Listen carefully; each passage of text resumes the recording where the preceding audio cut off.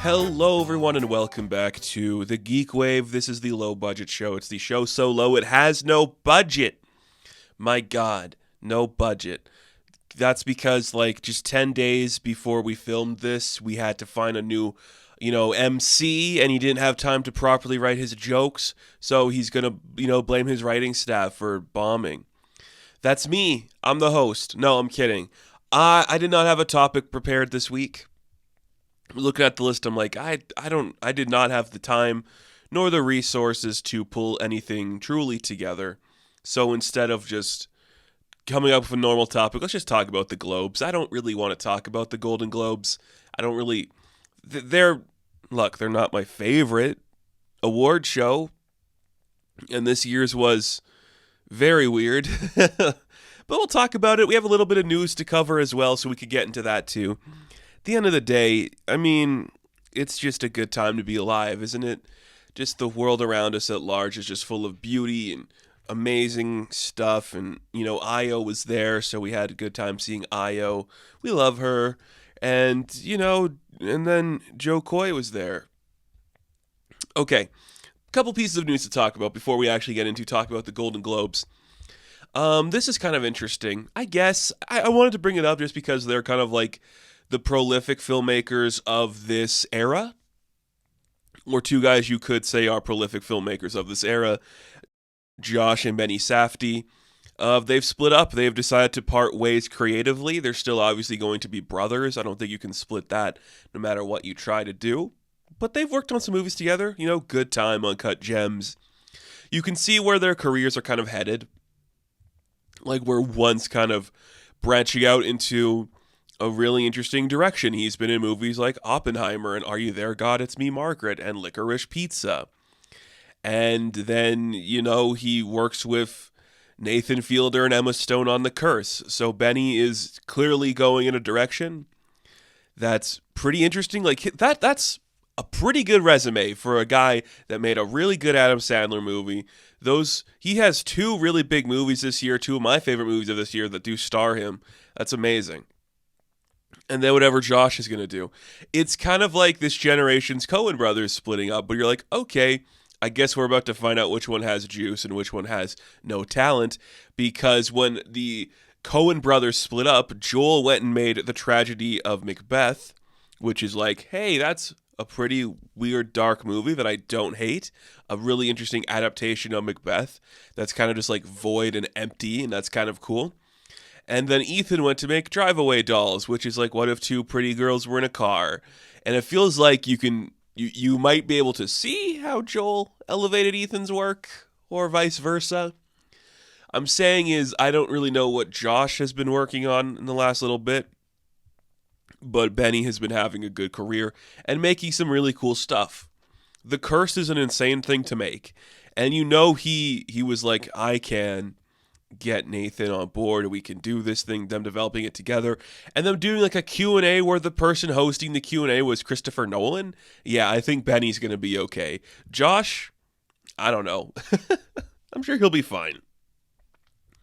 Someone else who will be fine is actor Steven Yuen, who actually we'll be talking more about in this episode, but he just released a statement, or the world at large released a statement, that he will no longer be starring in the Thunderbolts movie. He was tapped to potentially play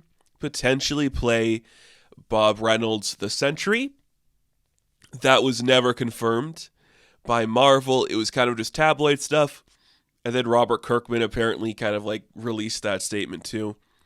It's interesting. I don't hate that. I like Steven Yeun. I think he's a really talented guy. He's really fun.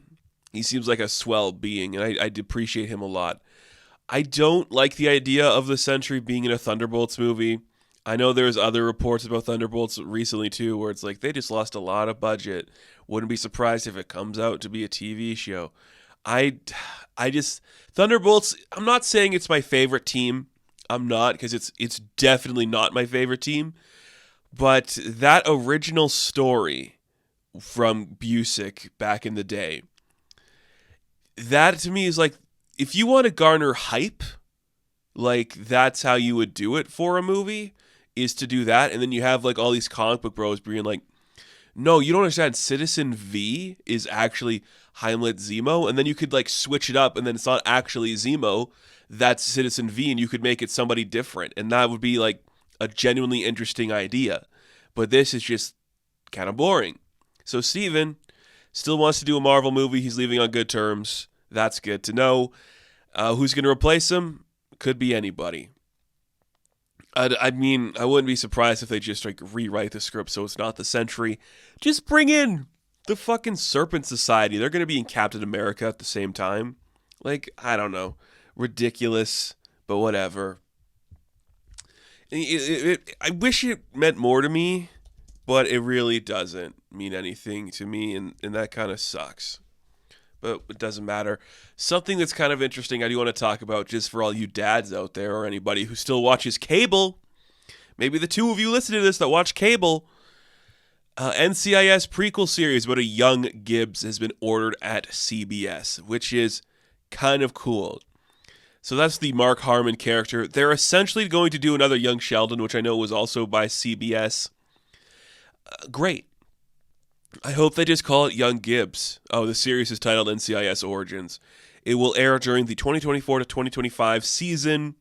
The show will be set in 1999, or 1991, my mistake, with Mark Harmon serving as narrator. So it's doing the early stuff of Young Sheldon where Jim Parsons was the narrator. I don't hate that. I mean, if they were to stop NCIS and just let Harmon do that role still and he can just voice a young guy doing it, works for me. Do they have a cast for him? I'm looking around here. I don't know if they have casted anybody yet. Very interesting. That's kind of cool. I mean, Mark Harmon doesn't seem like a guy that hates that he's on that show and has been doing it for so long. I mean, that's the character you would spin off, right? Like, I don't know who else you would pick from that roster, so I'm okay with it being him. It's pretty cool. Pretty cool. I like it. I like NCIS. I'm glad it exists over there. I have seen more of it than probably most people my age. I will not be the first to say I've watched every episode, but it was a staple in my household, and that's why I made the joke about a father, because my father watches this show. I don't know if he still does. I think he watches some of it randomly, but the glory days, you know, like the 2000s, the late 2000s to like early 2010s era. Yeah, that was his bread and butter.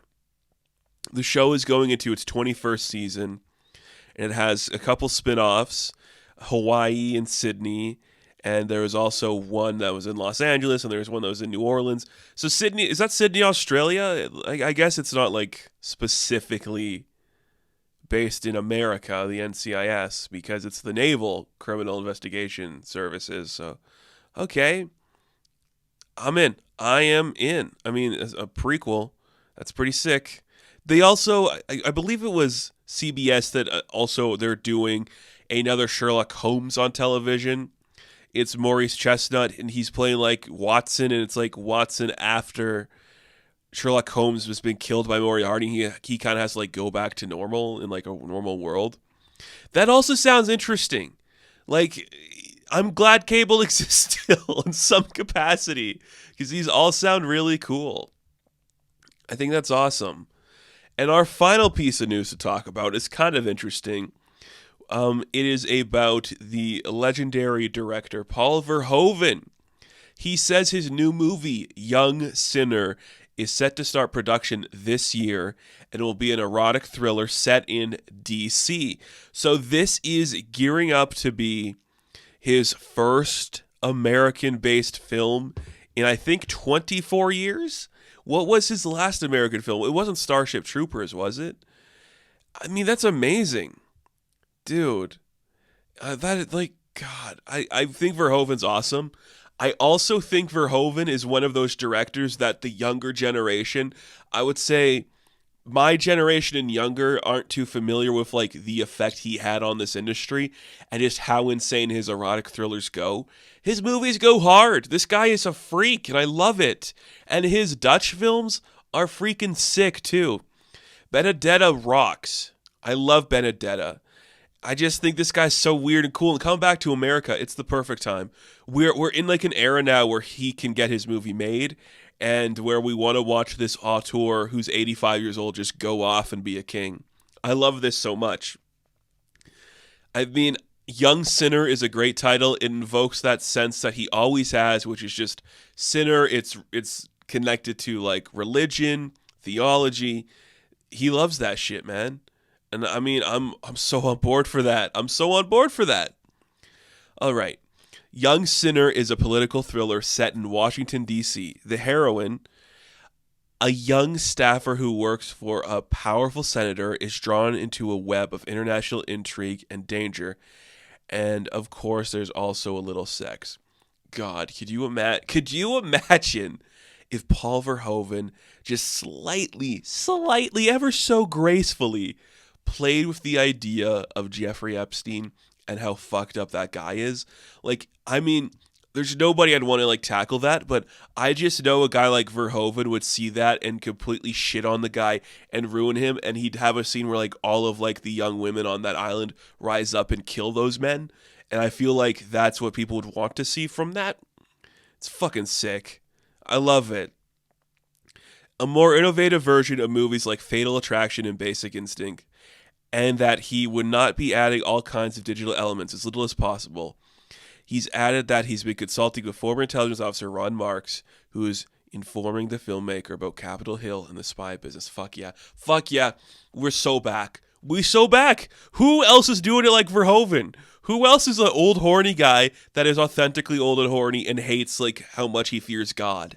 We don't have these guys anymore. Do you think Ridley Scott fears God? No. Ridley Scott would spit on God's shoes. Verhoeven would wash the spit away. That's fucking awesome. I love all this shit. So cool. Young Sinner, maybe my most anticipated movie ever now. I mean, probably 2025, late 2025 if it does film this year. 2026, like God. I'd love a new Verhoeven. I'd love a new Verhoeven. I hope he lives long enough to make it. Yeah, awesome. All right, let's take a quick break, and when we come back, let's talk about the Globes.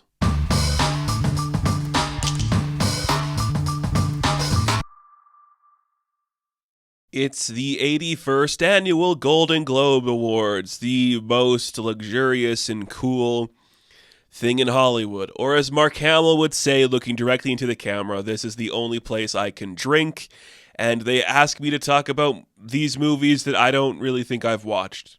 Cheers! Yay! It's the Globes. I talk about the Oscars every year. I'm an Oscars junkie. I'm an Emmys boy. I like the SAG stuff. I like the critic stuff. The Globes are just like if you had like a normal person be like, oh yeah, I should probably nominate Wonka, right? Because Timothée Chalamet, and I know my dad's seen Dream Scenario, so I should probably mention that one and get Nicolas Cage there. And of course, I watch the Eras Tour. I'm a normal person, and that's how we get them to show up. You think the Oscars give a shit about any of that? No, they don't care. They don't care. They're over it. They're over you. They don't give a fuck, bro.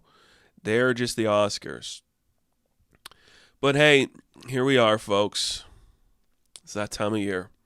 Globes time. I didn't have a topic, so we're talking about the Globes because I fucking love award shows. They're the worst. I am a huge junkie for just watching Hollywood people show up in a room in their fancy clothes, talk about how hard they worked on this thing, and then they just like pat themselves on the back and jerk themselves off. I love that shit. I love it. I adore it so much because it's so funny. And you could tell the ones who are like really like invested in everything being said, like Bradley Cooper, and the ones who would rather be anywhere else but are here kissing their wife and having their wife kiss them on the nose, like Killian. And it's awesome. Oh, it's just so great. It's ridiculous. Oh, everything's so terrible. I love it. I love all of it. There's so many stupid things happened this award show. And I'll stand by a statement I make almost every year. You shouldn't make jokes. This is a big deal to a lot of people, like being nominated, getting an award. These are like career altering, like This is like the top echelon of their career. And when you come on and you make a little bit of a stupid joke about Barbie being a movie about a big boobied doll, or Oppenheimer was too long to watch, you're really stupid. First off, Oppenheimer, it just made shy of $1 billion. It was not too long to watch. You're a fucking asshole. That's a stupid joke. Why would you even say boobies on stage? And Jim Gaffigan's joke about the pedophile thing, look, man, I think it was funny. I'm glad somebody called that out, but does nobody know their audience? Like, the thing is, you can't make, like, stand-up comedy jokes to a crowd of the Hollywood elite. They don't fucking know. They don't care. They don't get it. They're going to just like, ooh, gross, an Epstein reference. Yuck. A lot of Epstein talk this episode. Okay, let's move on. This was, I believe, early developments for CBS hosting the Globes. Did they do it last year, or was it their first year this time? I know CBS is kind of now into this shit. They want their own thing. This venue looked okay. It definitely had like some cramped energy to it. It seemed like it was very hard to kind of like walk through without hitting anybody, and a lot of people were sat very far away. But for some reason, Jared Leto was sat really close to the stage. Don't understand that. And we had a new host this year, so no, like the famous ones you can remember, Amy Poehler, Tina Fey. They're joking because they realize this is silly. Ricky Gervais, love him or hate him, God knows I hate him, but there's no God according to Ricky Gervais, so it doesn't matter. He's funny. More Ricky Gervais talk coming up. But Joe Coy, he was quick to tell us all that he got the job 10 days before this, and when he had his team write jokes, well, okay, let's get the Joe Coy stuff out of the way. I know him. I know he has done a couple events before. I have nothing against the guy. I'm sure this is a hard job to do. And I get that. You can't just, you know, not everybody has the energy to walk on stage and make jokes for these people. And I get that. And I think you can tell the audience just was not interested. He made some good jokes, but the moment ones didn't land, he threw people under the bus, like his writing staff. And people's like, you're laughing at the jokes I wrote. The ones you're not, those are the ones the other people wrote. I had 10 days to prepare. Ooh, like good for you, man. And there's some bad jokes, and you could cut away to like specific people just not laughing at what's being said. When they cut to Taylor Swift, it's hilarious because she's not laughing. They cut to the room. You could like, I love like there's clips going around on like Twitter and stuff where he like makes his joke about like that's what we call character acting. And nobody's looking at him, and everyone's like, I was like eating her food, and Selena Gomez is like, I think she's like on her phone or something, like nobody's paying attention to him, and it's great. Because when a host walks up on stage, and look, Joe, he's a fine choice. Like, he's a fine choice. I know why they would pick him. Like, he is a name, he's not too big. You can kind of like weasel him into a situation. It's a good gig for him. But when you have a host who just isn't working with the crowd, you should know not to put them on stage that much. And I think you could tell in his later appearances, he did not have any faith in his material. And that kind of ruined him for the entirety of the thing, where suddenly he just wasn't playing properly anymore. He was kind of out. We lost him. And then you have like some performers come on stage like Kristen Wiig and Will Ferrell who just have this energy. The Spider-Verse cast even had more energy. Hell, freaking Jodie Foster and Annette Bening had more energy. And I would even say Jared Leto had more energy. He was like, yeah, I've been preparing to be a presenter for weeks now. That's a really funny thing to like say. Have him come up immediately after Joe Coy, where he's like, I had 10 days to prepare, and this is what I did.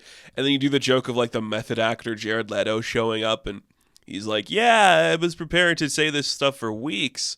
I'm really talented. That's hilarious to me. And I laughed at that just because I'm like, I cannot believe they just did that. But they didn't. So let's get into the list. Let's talk about the things. We separate this into different categories. There's drama, and then there's comedy/musical for television and movies. I am looking at the New York Post list for their winners and nominees. We'll go through them. We'll talk about the stuff that happened around them, all that great stuff. It was I think it's a good year. If anything, I believe it presents the front runners for a lot of the Oscar categories. I think we could see a flip-flopping for one of the categories. Lead actor and actress, that's a really interesting debate to have. Because they put Holdovers and Poor Things into the comedy category, which we'll get to it when we get to those. So first off, best performance by a female actor in a supporting role in any motion picture, of course, went to Divine Joy Randolph. She has locked this. It's on lock. I look at this list, and there's nobody else on this list I would really put above her. Rachel McAdams is not on the list, so she's not going to get that. Blunt, Brooks, Foster Moore, Pike, none of them beat Randolph. She was so good. She's been sweeping all the awards, too. She's won, every Critics Association award. She's won all the other stuff. This is her year. I think it was her year to just annihilate and win. That's really cool. Best performance by a male actor in a supporting role in any motion picture. This one, it could, I think for a while, just because, we were all kind of, expecting different things, it seemed like a bit of a surprise that RDJ got it for Oppenheimer.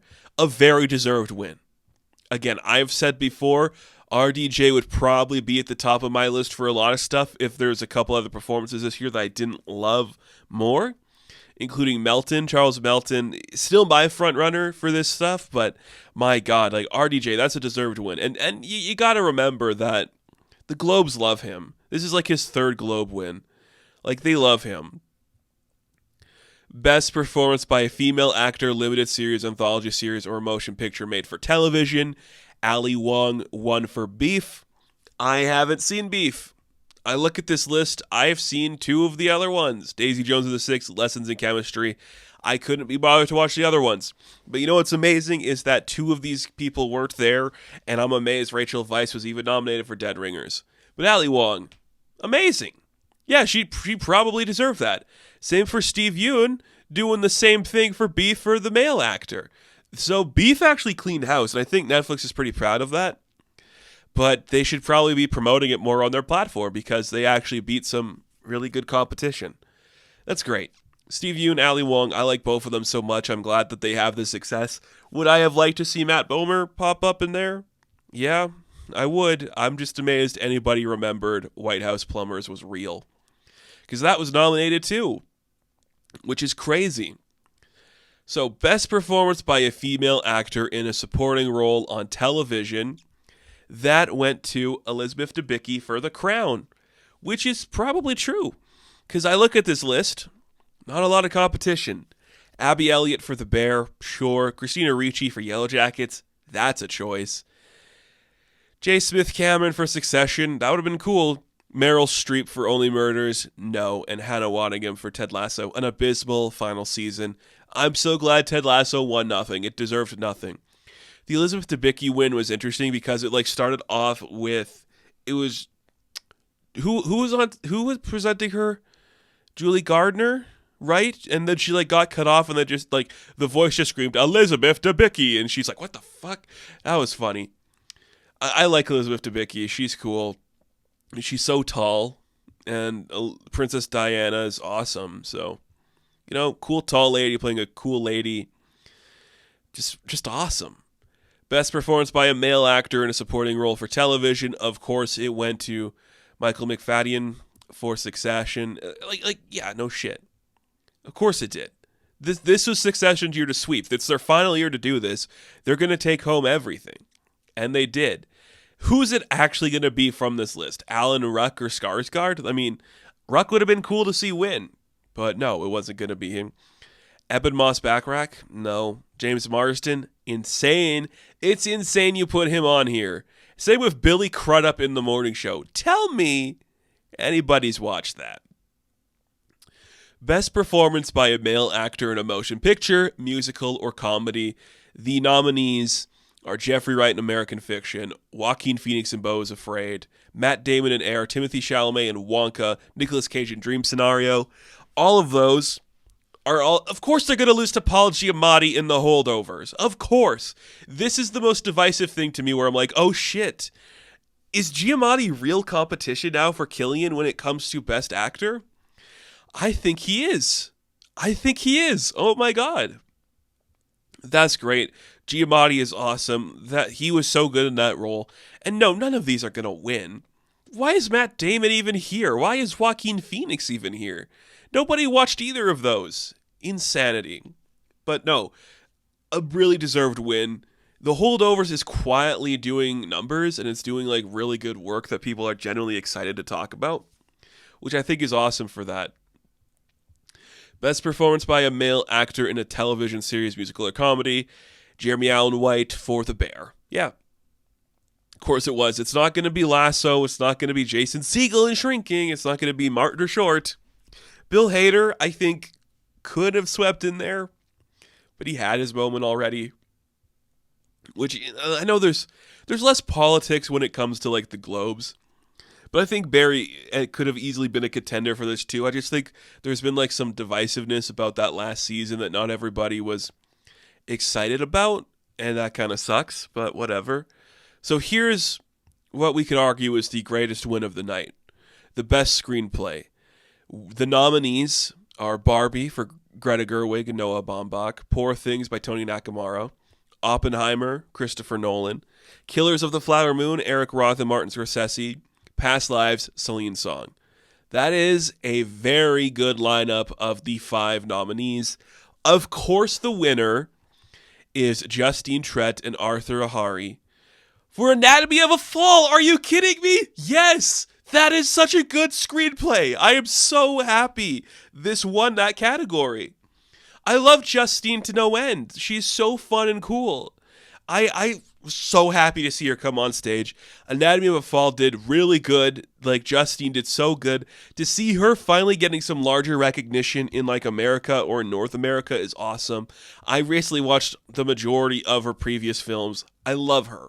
This movie rocks. That script is amazing. This is a deserved win.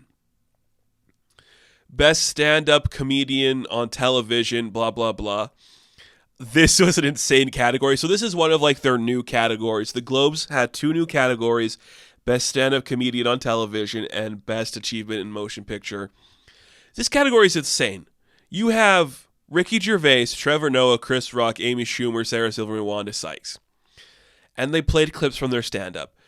I'd say about half those people are Zionists, and you're just like, what the fuck are you doing here? Don't be on stage right now. And then you're like, really? We're going to nominate some of these guys? So, I don't watch a lot of stand-up. There's 2 people on here I'd maybe give the award to. Wanda Sykes, maybe? Just because, like, it's Wanda Sykes. I have nothing else to say.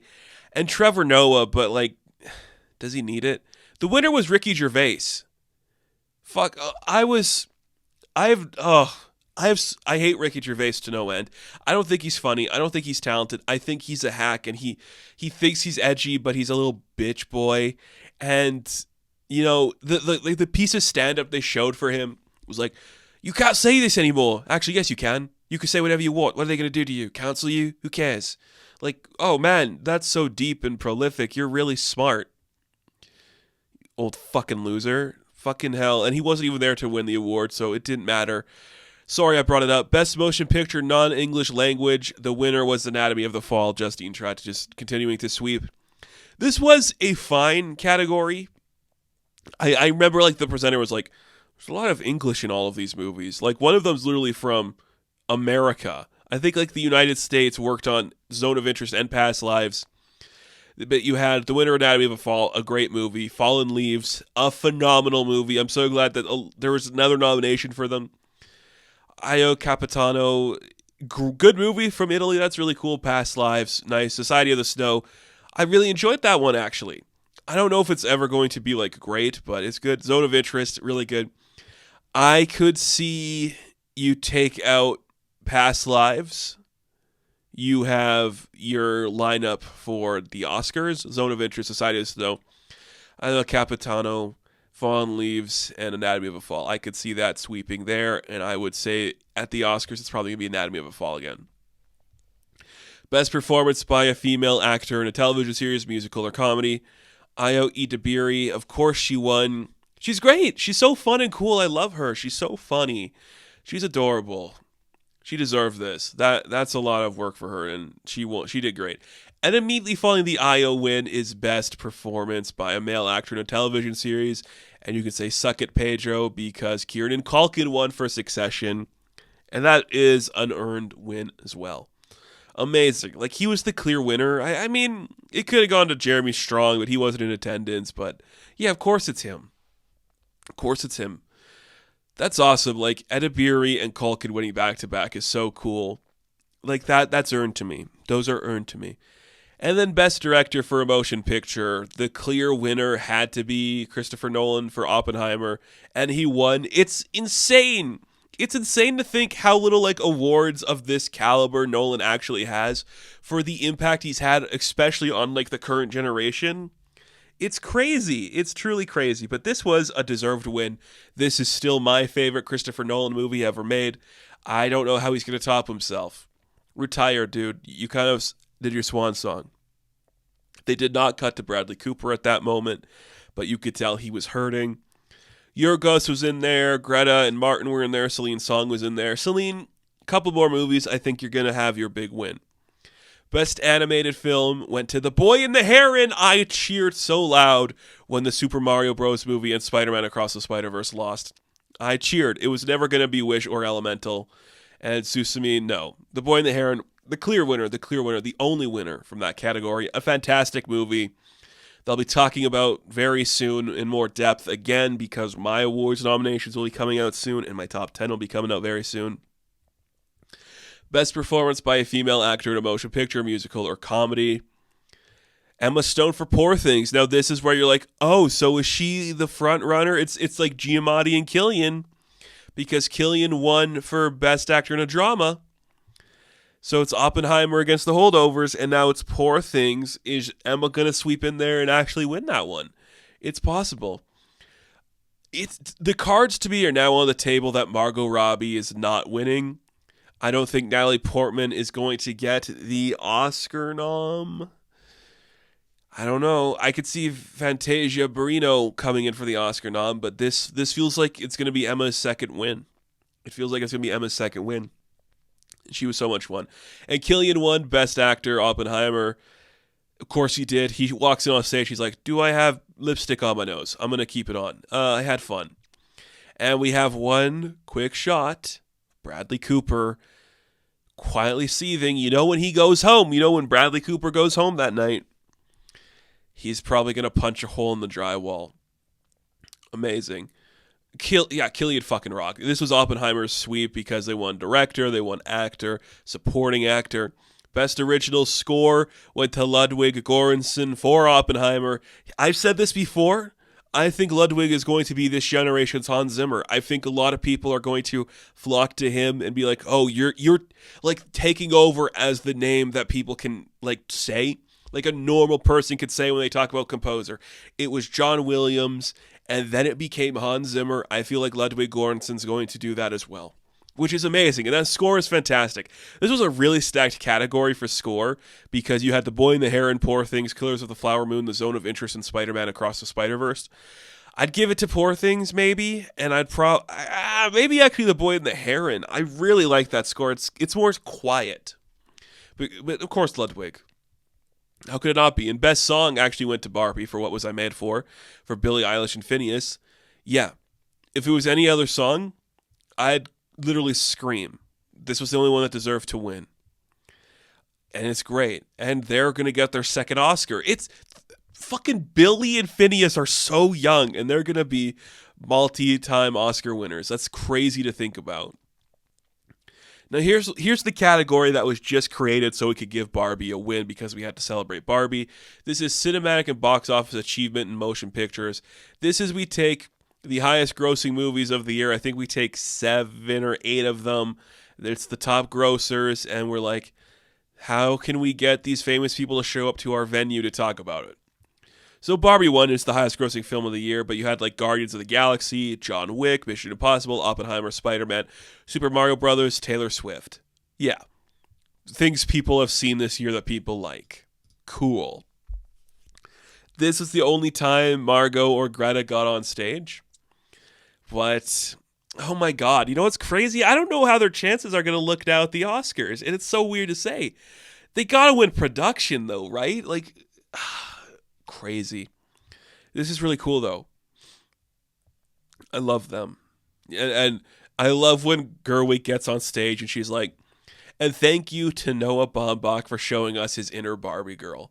I'm a Noah Baumbach fan because he's just like, just I'm here to do stuff. Boop de boop. I love that guy. What a weird little man. I love him. What a silly Billy. Best limited series, anthology series, TV movie. Winner was Beef. Of course it was. People love that. Best television series, musical, or comedy went to The Bear. It crushed everything else. Abbott maybe would have won, but not Ted Lasso. The worst season of a television series ever. Only Murders, Jury Duty. Why would those win? Barry. Who knows? Best performance by a female actor in a television series, drama, goes to Sarah Snook for Succession. And Succession also wins best dramatic series, whatever. Like, yeah, of course. Like, do you ever just look, you look at the drama category and you're like, no, if anybody else won, it's a lie. Helen Mirren for 1923, no. Bella Ramsey for The Last of Us, I love it, but no. Kerry Russell for The Diplomat, I thought that was a comedy. Imelda Staunton for The Crown, no. Emma Stone for The Curse, I'd love to see it, I would love to see it, but no, that would never happen. And it's the same thing for the drama series. 1923, The Crown, The Diplomat, The Last of Us, The Morning Show, no. Those were never going to win. Paul Giamatti wins for The Holdovers. Did they put that in here already? Like, didn't we talk about that already? I feel like we did. Yeah. Paul Giamatti wins for The Holdovers because he's freaking sick. And it's a good movie. Poor Things wins Best Musical or Comedy. Which, I mean, yeah, I guess it's a comedy. Sure. But you look at this list, you're like, Poor Things. Okay, Barbie. Yeah, I'll put that as a musical and a comedy. American Fiction, comedy. Holdovers, comedy. May December, okay, if you say so. Air, really? We couldn't find another comedy? You could put fucking Wonka in there. That's a musical, at least. Best, Poor Things, which one's going to win Best Picture? Poor Things or Oppenheimer? Those are my two bets right now. I'm thinking Oppenheimer, though.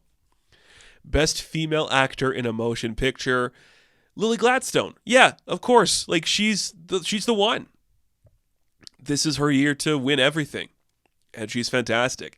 And it leads the question, who's going to get the Oscar? Is it going to be her or Stone?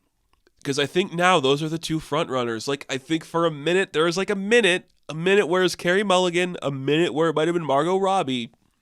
I think those are going to be the two other nominees. So we have Lily Gladstone, Margot Robbie, Emma Stone, Carey Mulligan, and in the fifth slot, I'm going to put Fantasia Barrino for The Color Purple, and I think it's going to be Lily's. Oh, but it could be Emma's. Like there's a lot of British and like European people that are going to like vote. So maybe it could be Emma. I don't know. And our final category of the night, Best Motion Picture Drama, went to Oppenheimer. Of course it did. Like, it kind of had to. This has to be Nolan's year. Like, the same way that this had to be the year for Succession, this has to be Nolan's year to kind of win everything. Because he deserves these wins. He is a guy that deserves to have this victory. And I want to see him succeed in this industry. And he will. So that's good. Really cool. Okay. I'm okay with the award show. Like, I think the host was bad. The jokes were bad. And there's no, like, upsetting winner. I'm just glad Anatomy of a Fall swept in all, like, those bigger categories. That's really cool. That's really freaking sick. I love that so much. Made me so happy to see that. A good fucking movie. Awesome. That's it for this week. When we return next week, we'll have a bigger topic, and we'll return back to the awards drama because we have to cover the Oscars, because I love the Oscars so much. So thank you all for watching this episode. Be sure to like and subscribe to the channel. As always, you can check me out on Instagram, TikTok, and Twitter. And of course, I will catch you in the next one. Have fun. Stay safe. Good luck.